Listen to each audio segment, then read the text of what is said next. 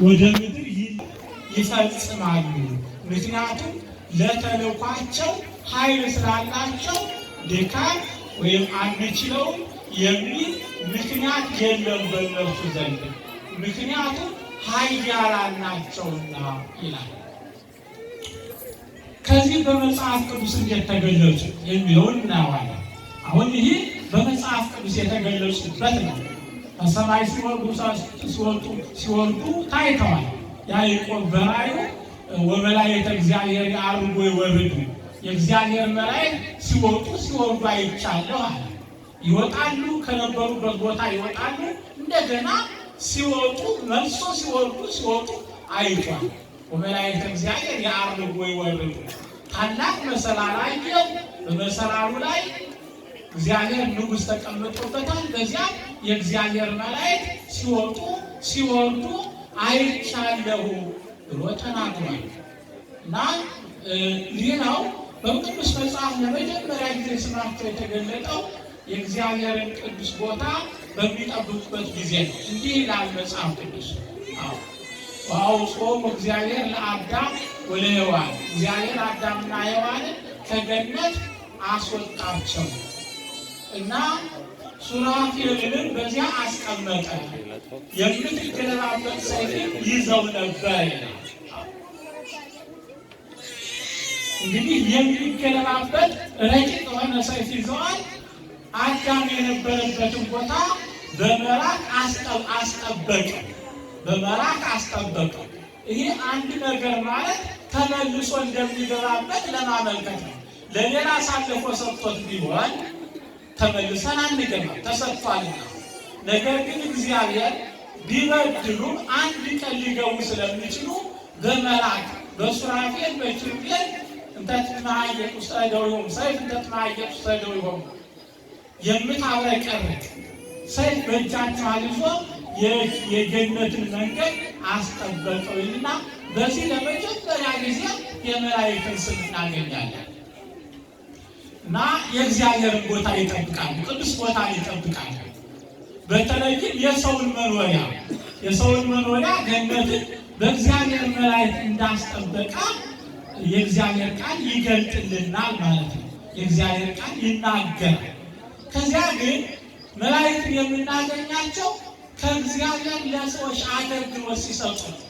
የሚያስደንቀው ከእግዚአብሔር ለሰዎች አገልግሎት ሲሰጡ ነው። መላ ታሪካቸው የተጻፈው ለእግዚአብሔር ሰዎች አገልግሎት ሲሰጡ፣ ለእግዚአብሔር ሰዎች እንዲያው የእግዚአብሔር ሰዎች ብለው ችግር ለደረሰባቸው፣ መከራ ለደረሰባቸው ከእግዚአብሔር እየተላኩ አገልግሎት ሲሰጡ በመጽሐፍ ቅዱስ እናገኛቸዋለን።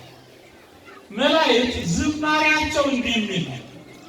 ቅዱስ ቅዱስ እግዚአብሔር እግዚአ ኃይላት ፍጹም ምሉእ ሰማያተ ወምድረ ምስባቲከ።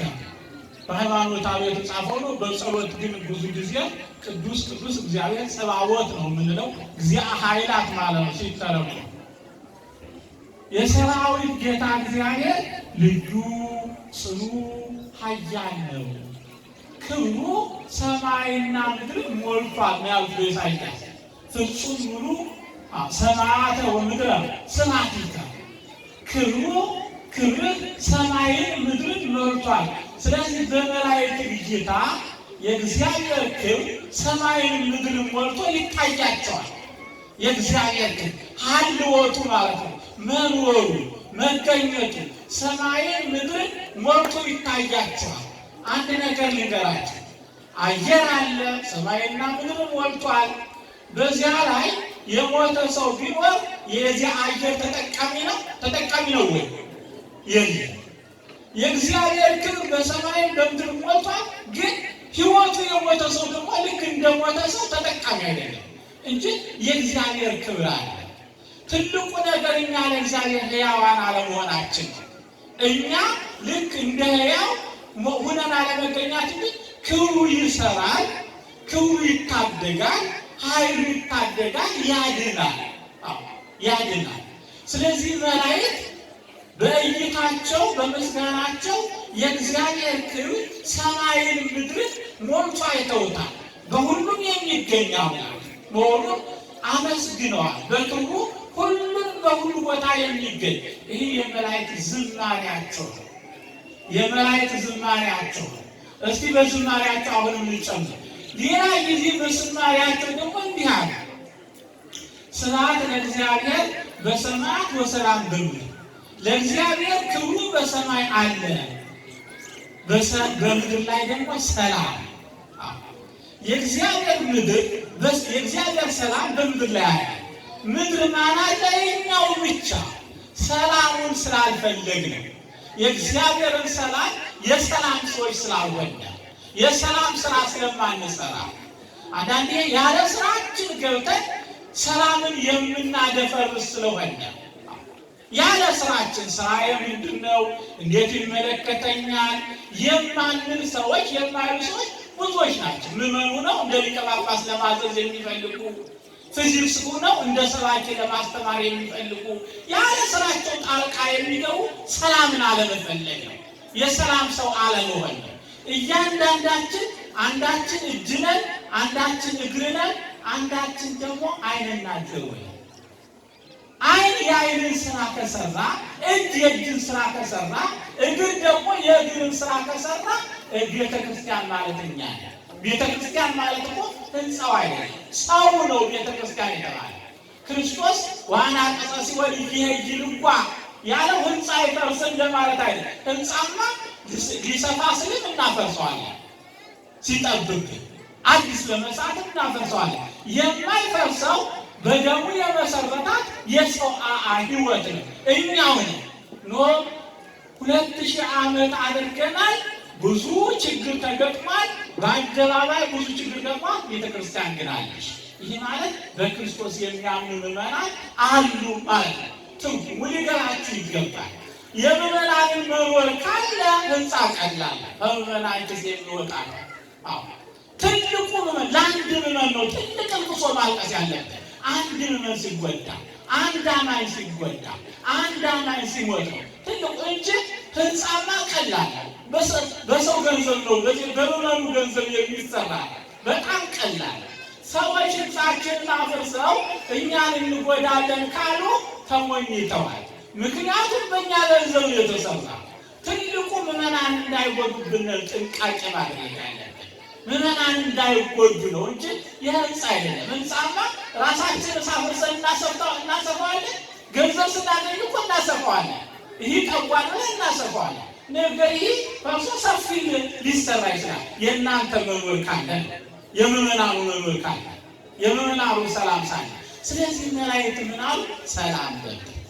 መላእክት በእኛ ምድራችን ሰላም እንዲኖር ይፈልጋሉ። እኛ ግን የምንኖርበት ሰላም እናደፈርሳለን። በሰማይ ያሉት መላእክት ለእኛ ሰላም ሲመኙ በምድር ያለነው እኛ ደግሞ እኛ ለራሳችን ሰላም አንመኝም። ለምን? በአይምሯችን ሰላም ስለሌለ። በአይምሯችን ሰላም ስለሌለ ማህበራዊ ሚዲያ በሚባለው የምንሰው ክፉ ነገር ነው የምንሰው። አይምሯችን ያለውን ነው የምንሰው። ክፋት በአይምሯችን ካለ ያንን ክፋት እንጽፈዋለን። ያንን ክፋት ሰላማውያን አለመሆናችን ያሳያል።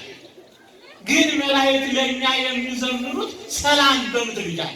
እኛ ለራሳችን ሰላም በምድር ብለን ለምን አንዘምር? መላእክት ለእኛ ሰላም በምድር ብለው ሲዘምሩልን፣ እኛ ደግሞ ለራሳችን ሰላም በምድራችን ብለን በቃላት ሳይሆን በተግባር ማሳየት አለብን። በተግባር እንኳን ለምድሪቱ ክርስቶስ እኮ ለምትገቡበት ቤት ሰላም ለዚህ ቤት በሉ ነው ያለ። በላችሁበት ቤት ሰላም ለዚህ ቤት በሉ። እያንዳንዳችን ለዚህ ቤት ሁከት ከተመኘ ነገ ሁከት ወደኛ ይመጣል። ምክንያቱም ሰላም ከሌለ ሰላም ለዚህ ቤት በሉ። ለአንዱ ቤት ሰላም ተመኙለት፣ ሰላማችሁ ያድርበታል። ሰላማችሁ ያድርበታል። የመላእክት ዝማሬ አንዱ ሰላም ለዚህ ቤት ብቻ ሳይሆን ሰላም በምድር ላይ እንደ መላእክትም እንድንጸልይ ነው። ሰላም በምድር ላይ እንደ መላእክትም እንድንዘምር ነው። ሰላም በምድር በምንጽፈው በምንናገረው ሰይሻው በሸዋ ምድር አይሆን፣ ክፉ በክፉ አይሆን። ይተማወቅ ለእኩይ በእኩይ ክፋትን በክፋት አይቻልም። ክፋትን በበጎነት ማሸነፍ ይቻላል። ያስተማረንም ይሄ ነው። ክፋትን በበጎ አላህን አወ ለእኩይ በሰናይ መልካም ክፉን በመልካም አሸንፉት ነው ያለ ክርስቶስ ይላል። እንዲህ አለመሆናችን ክፉ ነው ላለው ሰው እኛ በጓዳ በአደባባይ ክፋትን ስለምናውጠነጥን ተደብቀን ስለምናድግ ተደብቀን ተንኮል ስለምንሰራ የአደባባይ ክፋት ይወጣል አንድ ቀን። ይህ እንዳይሆን እኛ ለራሳችን ሰላማዊ እንዲሆን ስለዚህ መላእክት ለእኛ የዘመሩ ሰላም ደም ለምንድን ነው ሰላም በሰማይ ይላሉ? በሰማይ እውቀት ስለሌለ እውቀተኛ ወደ ምድር ስለወደቀ ያወቀው ወደቀ ያወቀው ወደቀ። ወደ ማን? ወደ ምድር። አሌላ ለምድር እስመ ወድቀ መስተዋዕል። ለምድር ወዮላት ከሳሽ ወድቋልና። ከሳሽ ወድቋል። የምትከሱ ሰዎች ራሱ የወደቀው ተባባሪዎች ናቸው። የወደቀው ተባባሪዎች ገሌ እንዲያለ ገሌ እንዲሰራ ገሌ ጨሱ ያቆምከበት የወደቀው ተባባሪ አሌላ ለምድር እስመ ወድቀ መስተዋዕል ይላል። ማመን ማለት መክሰስ ማለት አይደለም። ለእግዚአብሔር ራስ መስጠት ማለት ነው። ይህ ጠባያችን ካልታረመ ሰላም በምድር አይኖርም። እኛም ሰላም አናገኝም። እኛም ሰላም አይኖረንም። እኛም ሰላም አይኖረንም። በዚህ አይደለም። ስለዚህ ሰላም በሰማይ አይደለም ያሉ ሰላም በምድር ነው ያሉ። ሰላም በምድር ምድር ሰላም ስለምታጣ ምድር ሰላም የሌለው ዲያብሎስ ስለወደቀባት ስለወረደባት የሰላም አምላክ ወደ ምድር በመጣ ጊዜ ሰላም በምድር አለ። ጊዜውን ለይተው የሰላም አምላክ መጥቶላታልና በልደት ነው ያሉት። በበረት የሰላም ጌታ የሰላም አለቃ በበረት በተወለደ ጊዜ ሰላም በምድር ነው እነሱ ዘመሩ። ሰላም ምድር ስለሌላት ሰማይ ሰላም ስለሆነ ሰላም የሚያሳጣው ወደ ምድር ስለወደቀ ሰላም የሚያሳጣው ወደ ምድር ስለወደቀ ስለዚህ ሰላም በምድር አሁንም ሰላም ለምድር ያስፈልገናል። እዚህ ሀገር ከዚህ ሀገር አይደለም ለሁሉም ሰላም ያስፈልጋል። አሁን እንደው በሁሉም ነገር ምድር ስለተቀራረበች አደጋ አደጋ በዓለም የሚሰራውን ተንኮል ከዚህ አምጥቶ ሊሰራበት ይችላል። እድሜ የማህበራዊ ሚዲያ የሚባል አለ። ዛሬ ክፉዎች የሚጠቀሙበት አንዳንድ ጊዜ እጆቹ ውጭ ሀገር ብዙ ጊዜ ተበላሻል። ሰርተው የማይችሉ ብዙ ጊዜ በመንፈስ ጭንቀት የተያዙ ሰዎች በቪዲዮ ቁጭ ያደርጉና ኔትወርክ ነው ሲያጣሉ ይውላሉ። ስለ ኢትዮጵያ ሲያጣሉ ይውላሉ። እና አብዛኛዎቹ ግን የአይምሮ ህመምተኞች ነው። በእግዚአብሔር ስም በትክክል ነው የምነግራቸው ያይቷል። አብዛኛዎቹ ጤነኛ ይመስላሉ። የዚህ ሀገር ይለበላል፣ ይጠጣል፣ ይለብሳል፣ የተማረ ነው፣ ግን ውስጡ እንድ ነው። ስለዚህ እኛን ያከፋፍላል። የእኛ ሞኝ ደግሞ ያበሰጠው እንትን ብላይ ይዞ ይነሳል።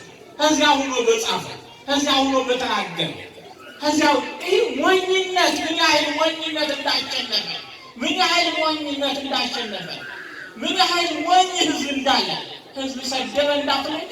ሰላማውያን ካልሆን ሞኞች ነን። ሰላማውያን ካልሆን ሞኞች ነን። ሰላም ለምድር ልንል ይገባል። ሰላም መላእክት የዘመሩት ዝማሬ ነው። ሰላም ለምድር የሰዎች ዝማሬ አይደለም። ሰላም ለምድር እንደሚያስፈልጋት አውቀው የሚያስፈልጋት ነው የዘመሩላት። ለምን? የሰላም አምላክ በምድር አለና እንዲወል ልናደርገው ይገባል። በመጽሐፍ ቅዱስ እንዲህ ተጽፏል።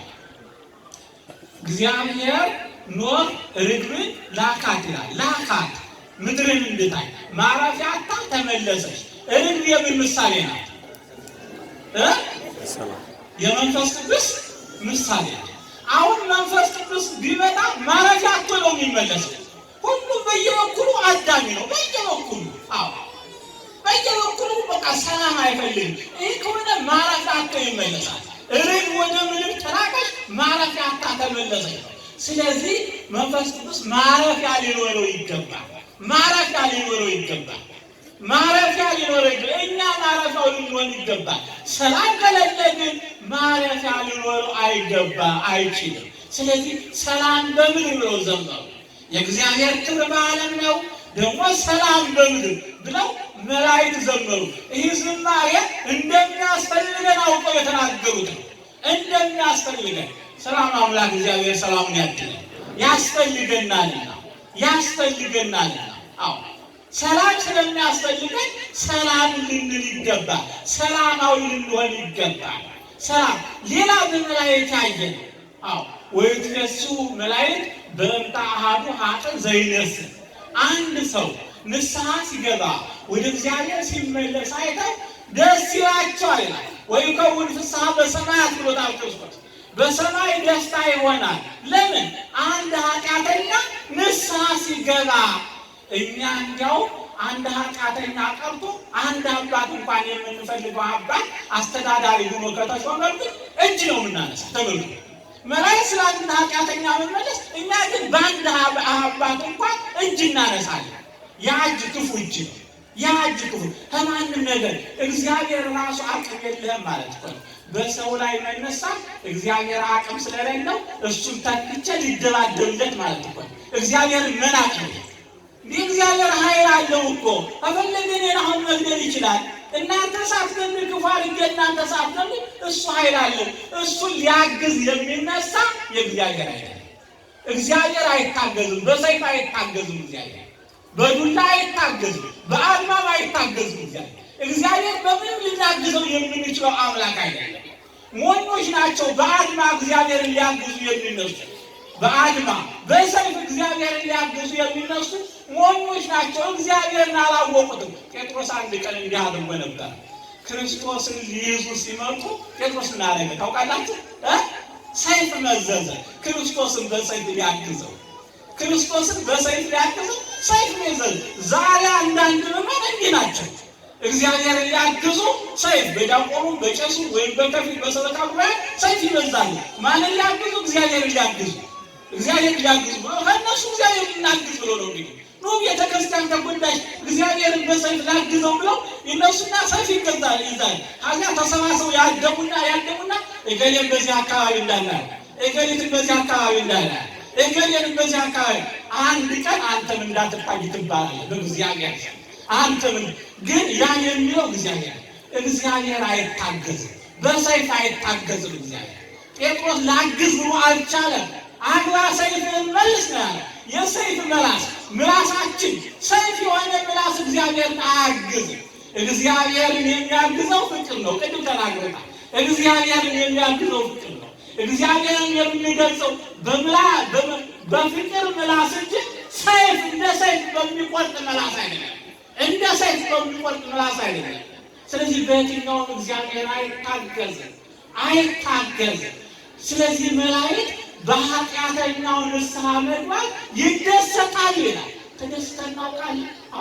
አንዳንድ ጊዜ ሰዎችን ስናያቸው ይሄ ደግሞ የት የነበረው ነው ዛሬ የመጣው የምናውቀው ይህ እንዲህ ያለ የነበረ ነው እዚህ የነበረው ብለን እንዳይገባ ከላይኛው አንችልም እንጂ ከላይኛውን እኮ ለመከልከል ይሞክራሉ። ግን ከላይኛው ቦታ ለራሳቸውን ቦታ ስለሌላቸው ያላቸው እዚች ነው ያላቸው።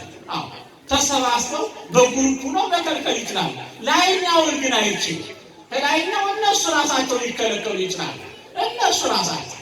ስለዚህ በአንዱ ኃጢአተኛ መግባት መላእክት ደስታ በሰዎች ላይ እንደሰት ይገባል። በሰዎች መልካምነት እንደሰት ሰዎች መልካም ሲያገኙ እንደሰት መቀኛ አንሁን አንመቀኝ። ሰዎች መልካምነት ሲያገኙ አንደሰት። እንዲሁ ግልጽ እንነጋገር። ተሸፋፍነን የተባረካችሁ የተቀደሳችሁ የተወደዳችሁ ብላችሁ አይጠቅማችሁ። ምክንያቱም እግዚአብሔር ሲል ነው እንጂ የብል በቃ ቀድስ ሲባል ያን እግዚአብሔር ይላል። ግን ጉለታችንን እንነጋገር፣ ጉለታችንን እንስማው፣ ጉለታችንን ሰምተን እንስተካከል። በአንድ ኃጢአተኛ በአንድ ሰው መዳን ደስ ይበል፣ በአንድ ሰው ሕይወት መጥፋት እንዘን እናልቀስ እንጂ አናድርበት፣ አንነሳበት፣ እንዘንለት፣ እንጸልይለት። በቤተ ክርስቲያን ላይ ክፉ ለሚያደርጉ እንኳን የተናገረው የክርስቶስን ቃል ነው መናገር ያለብን እንጂ ክርስቶስ ያልተናገረው ነው መናገር የለብን። ክርስቶስ እኮ በመስቀል ላይ ሆኖ ይቅር በላቸው አለ። ሌላ ደግሞ ለሚያሳድዷችሁ ጸልዩ ነው ያለ። ለሚያሳድዷችሁ ጸልዩ፣ ለሚረግሟችሁ ደግሞ መርቁ። እኮ የእግዚአብሔር ቃል ለዓለም ሕይወቱን የሰጠው ለእኛ ሕይወታችን የሰጠን የመድኃኒታችን መፎክር ማሰማት አይደለም።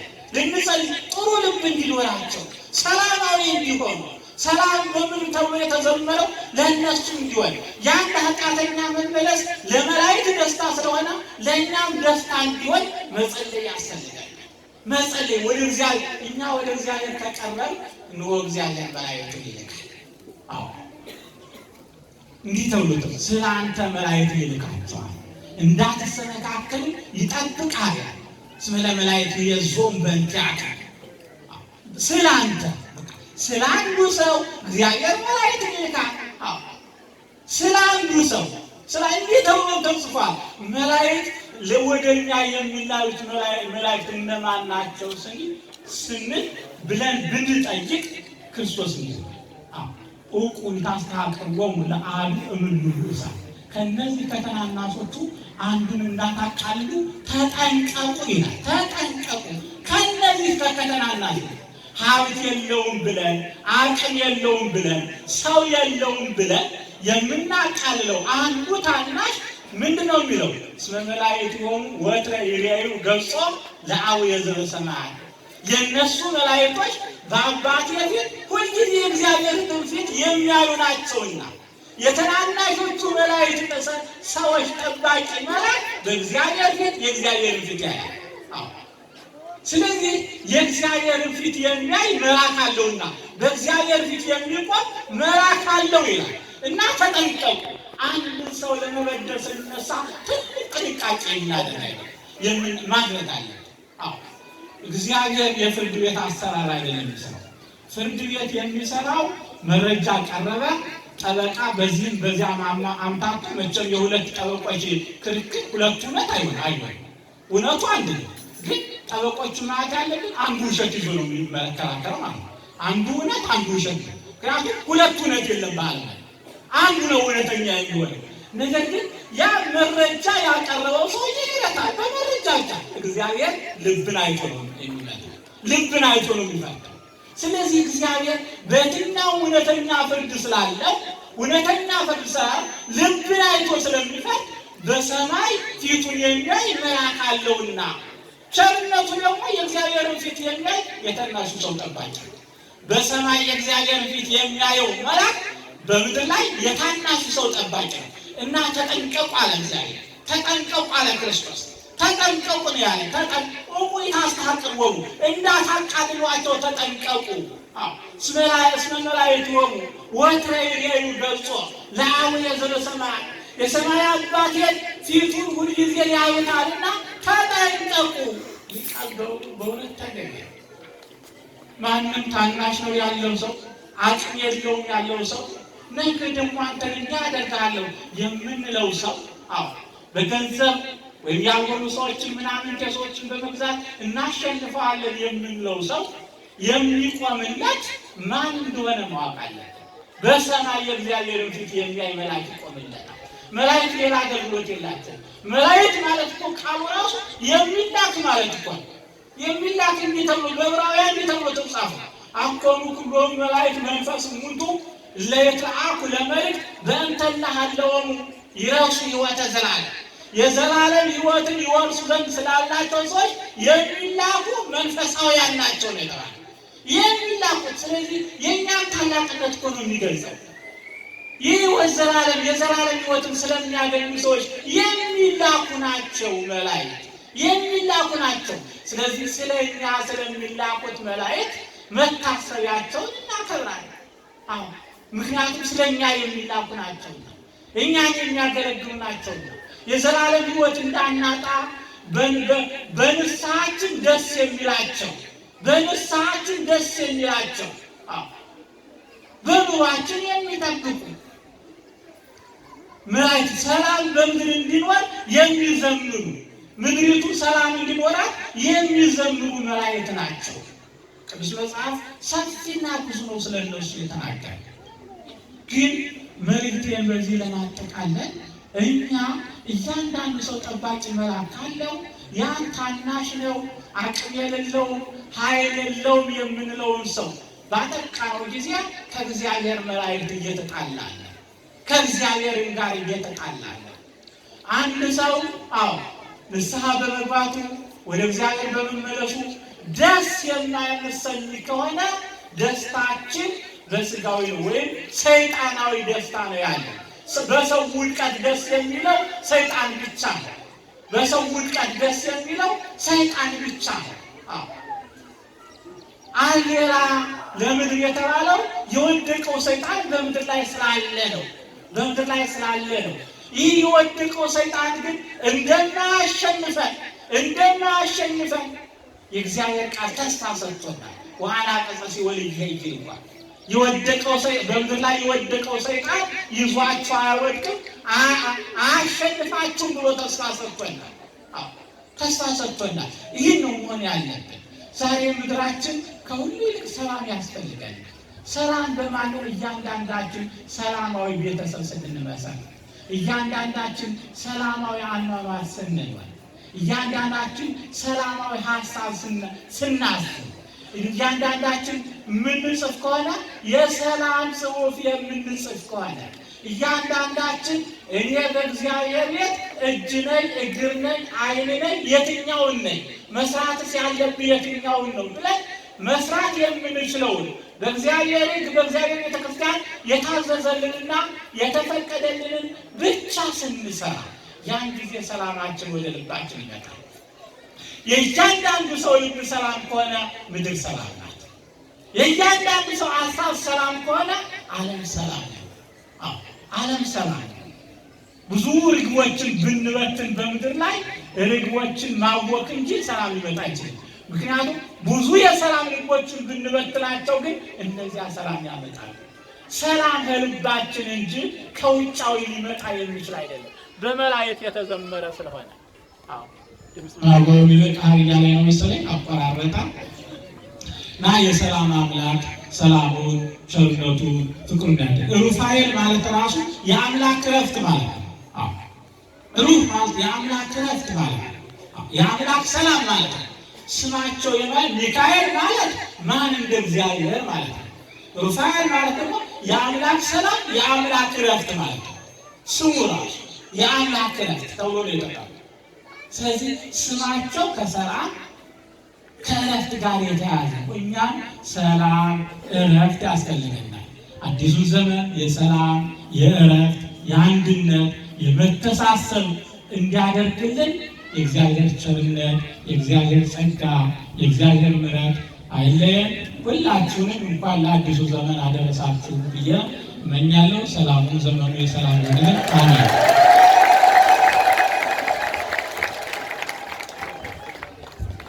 ያስተማረን የመከረን የቅዱሳን